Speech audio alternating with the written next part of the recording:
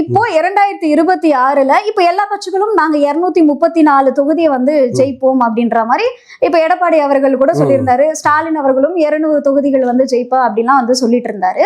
அது போல நாம் தமிழர் கட்சி எத்தனை தொகுதிகள் ஜெயிக்கிறதுக்கான வாய்ப்பு இருக்கு?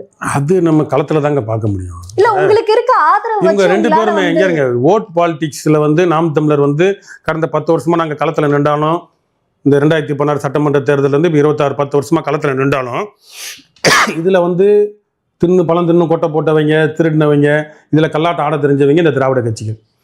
இந்திய மோடி வந்து பாஜக RSS வந்து வடநாட்டில் அவங்க இதை லீலைகளை காட்டினாலும் இங்கே தமிழ்நாட்டில் காட்ட முடியல. இங்கே தமிழ்நாட்டில் இந்த திராவிட கட்சிகள் இருக்கு. அதுக்குள்ளே பூந்து அடித்து இப்போ தான் கொஞ்சம் கொஞ்சமாக எழும்பி வரோம்.